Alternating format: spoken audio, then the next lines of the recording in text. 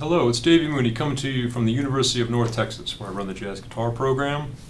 Benedetto artist, Sunnyside Records artist. Got all my Sunnyside records, including Way Back, which is the latest and greatest, in my humble opinion. Got 2 Mel Bay books, Into the Labyrinth, Personalizing Jazz Vocabulary. And man, the semester is over, y'all. Spring 2024 is in the history books. I'm actually technically, I'm on summer recess, summer break, and also I'm going to be taking a sabbatical next semester, which is exciting. I'm going to write another book, a book about jazz phrasing, and I feel like it's kind of a missing piece of the puzzle of how, at least in my own playing, how I developed my approach to improvising. Phrasing was kind of lagging behind all the fretboard stuff and the vocabulary. It took me a while to get it together.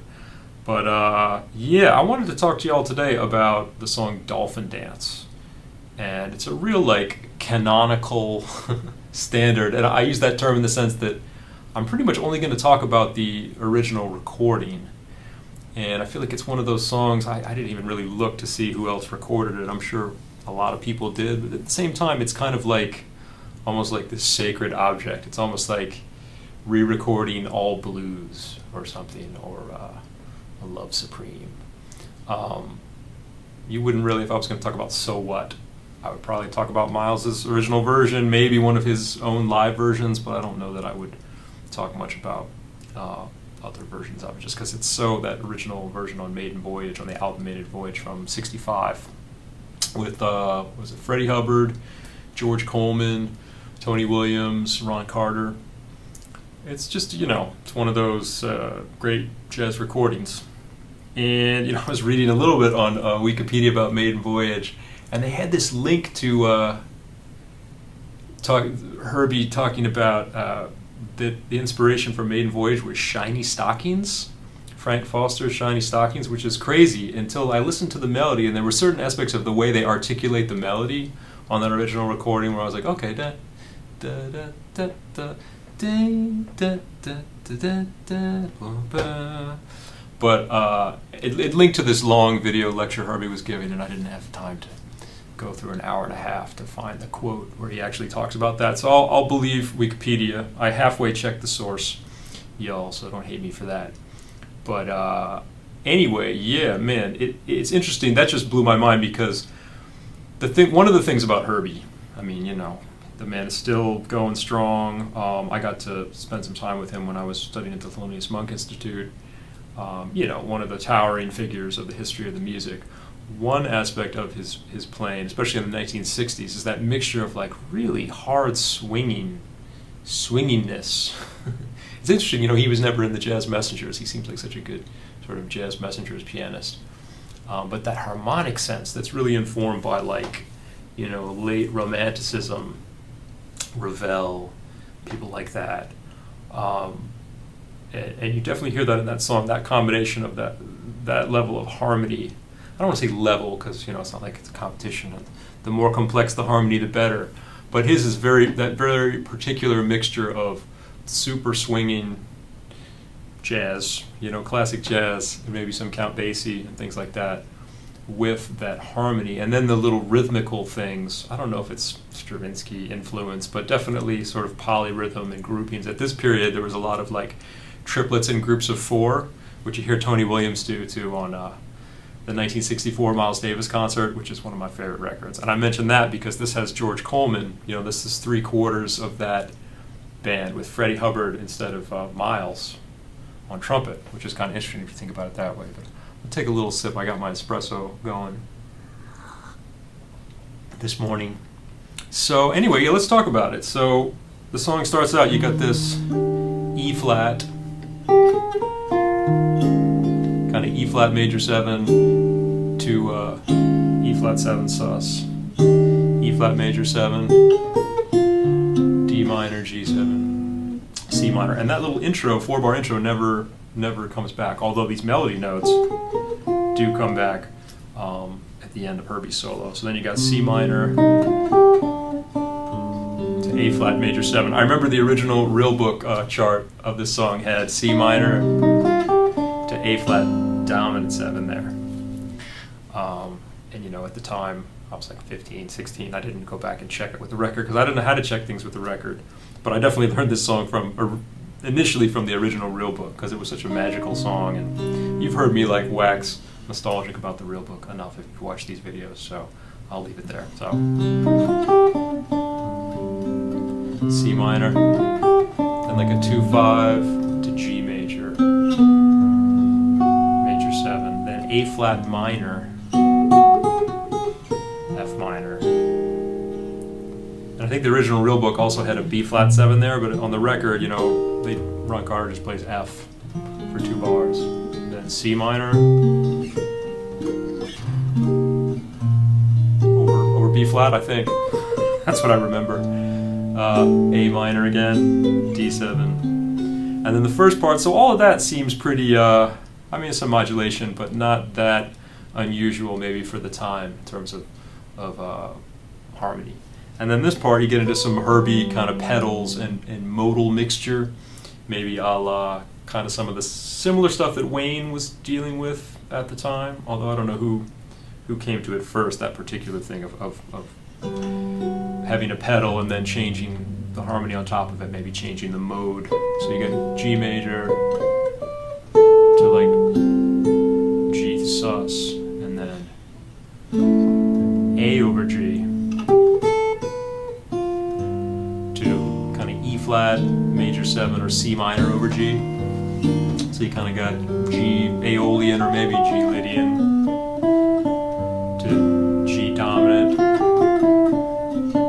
G Mixolydian. Sometimes I'll put a C sharp on that chord too when I'm improvising, just to make it kind of Lydian dominant. Then definitely like A7, A over G. So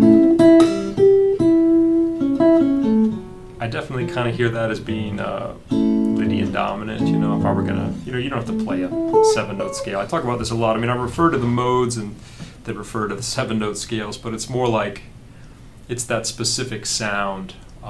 You don't have to play all 7 notes, and you could just play an A triad if you wanted to get that.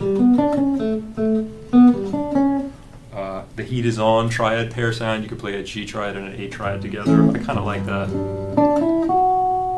What's the melody?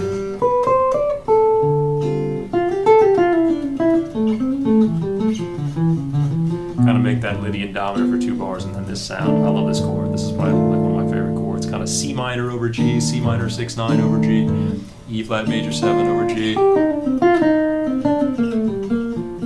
G Aeolian. This kind of reminds me of Anna Maria a little bit. And then F13 sus to F13 flat 9, or a D triad over F. Did I say that right? 13 flat 9, back to F13 sus, and then E minor A7. So that's like a lot of like shifting kind of modalities over the same bass note.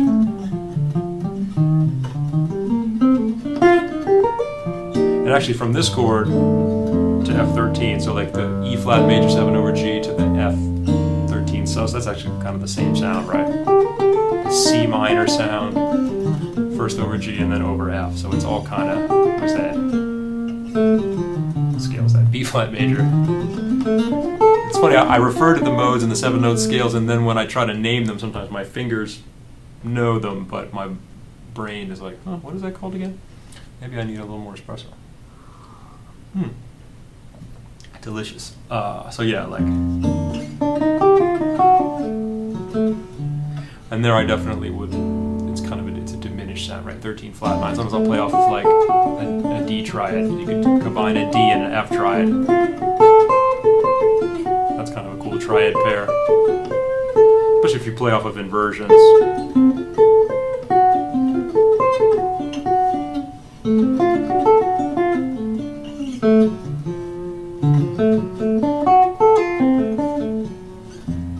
Then back to F13 sus. Then it's kind of back to sort of harmony of the time period, sort of hard bop harmony, or post bop harmony. E minor 7, A7, E flat 7, sharp 11, then A minor D7, kind of a 2/5, B minor to the 3 instead of the 1, key of G, E F. 7, but then D minor, C sharp minor 7, F13, and then this is another one of those modal things. You think like, okay, well maybe that's going to go to some kind of like a B. Maybe that's the shiny stockings right there. Look at that. So it's like, oh my God, y'all, I found it. So that.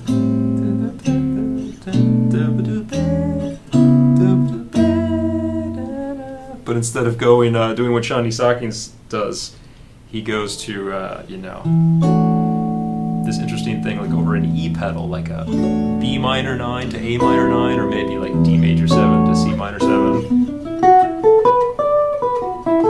And it's funny, when I was improvising on this, you'll see in a little bit. This time, for some reason, I kind of went pure, almost like pure sort of B minor pentatonic on both of those sounds. So I kind of avoided the issue of like, okay, a C sharp at the top on the first chord, then a C natural on the second chord. Sometimes you can get too literal, and by you I mean me, getting into all that harmony, and then sometimes you want to like play every chord, and you can end up with a scenario where it's just, that's not the right flavor almost. Sometimes it'd be cool to let the chords, it can be cool to let the chords do their thing, and you don't have to address all of them so hyper specifically. So, or maybe I was playing B minor pentatonic to like on this chord I was playing more of a G major sound, G Ionian. Of course it's over B, so whatever you call that.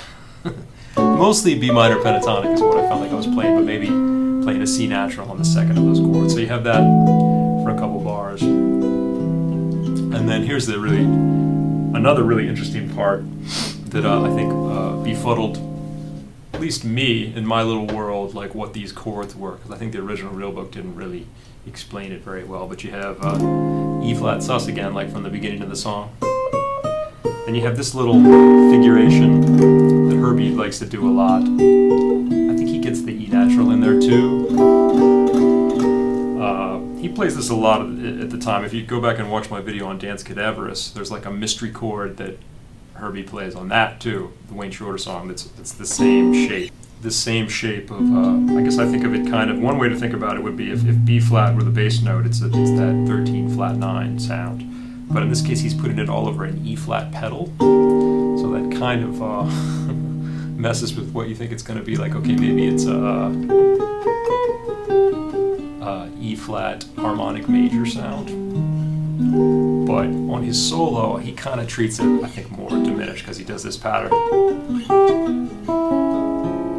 He moves it down in minor thirds, that shape, and arpeggiates, which would make you think that it's kind of a diminished sound.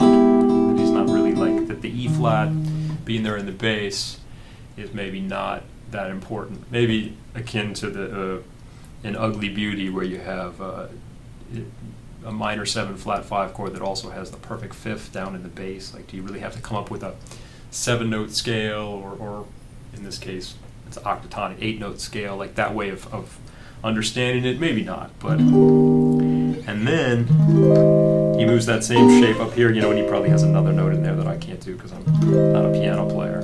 But this was the chord that always, like, I didn't know until I knew, basically, that it's like A flat major 7 sharp 5. And maybe this one is kind of harmonic major, if you had to think about it. And when he plays on that, he goes, where's he go? He definitely doesn't do a totally diminished, half-whole diminished thing on that chord when he's playing his solo. And then you have, let's see, you got this.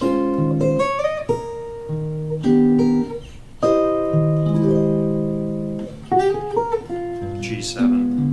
And then it goes back to it doesn't ever go back to the intro, although on the way out, after Herbie takes his 2 choruses, when you get to this part again, you play the melody from the intro. Slightly different melody, and then they take the head out. And so, Freddie goes first, Freddie Hubbard, and he does his thing. He definitely doubles down on some notes that are maybe like, I don't know, I'm not here to tell you that Freddie Hubbard's playing quote-unquote wrong notes on this tune. But it's interesting how, to me, I kind of feel like maybe part of the reason that jazz education evolved the way it did is maybe an attempt to come up with some way to teach how to play on songs like this, where, yeah, there's some 2/5s and things like that, but there's definitely some modal implications and things where it's important to, whether you're going to call them 7-note scales or what, but be able to identify orally and on your instrument the notes, that the really specific sounds that some of these chords evoke. And it's funny because I've seen Herbie play this song a couple times live, I think mostly back in the 90s, and when he would get to that part, you know, everybody's waiting to hear the magical chords that he plays, and he would always change it.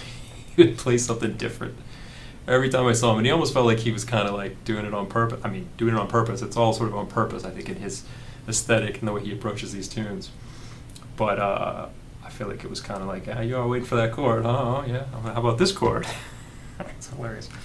And I love George Coleman, man. I love George Coleman so much. In the 60s, it reminds me so much of like that, some of the ideas that he plays on the 1964 concert.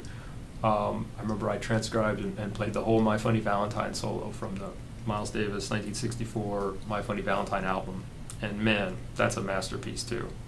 And I'll draw your attention, he plays a great solo on this, and he's maybe a little bit more of an analytical type player, cerebral player. And Freddie Hubbard just kind of goes for it. He's just like, yeah, beautiful sound. He can sell like most of those notes too. Then Herbie's solo, I love Herbie's solo, it's such masterful. So, and there's one part that I love so much. It really reminds me of like late Ravel, like some like Ravel violin sonata or something. I was trying to, the other day with a student, I was trying to find where I thought it came from, this idea that he plays. I don't know. A lot of it's just half whole diminished, but when he gets to this part on his first chorus, he does this eighth notes in groups of 4. No, eighth note triplets in groups of 4. On this part, he goes,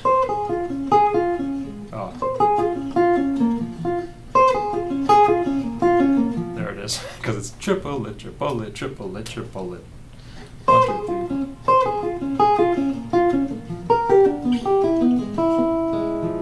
3. So on the first one, it's like a B flat minor 9 arpeggio. Then on this one, it's that shape, move down in minor thirds, and then on this one, it's starts with this shape, and then he goes to this one, and then major 7 sharp 5. So kind of an interesting little, sounds like Misty. And then on the G7, plays like an E flat major triad. So that's a really interesting combination. So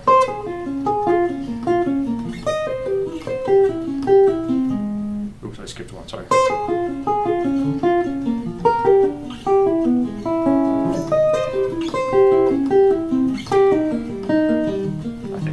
I might not have the last one exactly, but I feel like that's the climactic point in his solo, even though it's only at the end of his first chorus, but it's just such a like layers of harmony, and it takes you to that like, you know, French symbolist musical, I can only call it impressionist, but late Ravel kind of vibe. Anyway, man, masterpiece of a tune.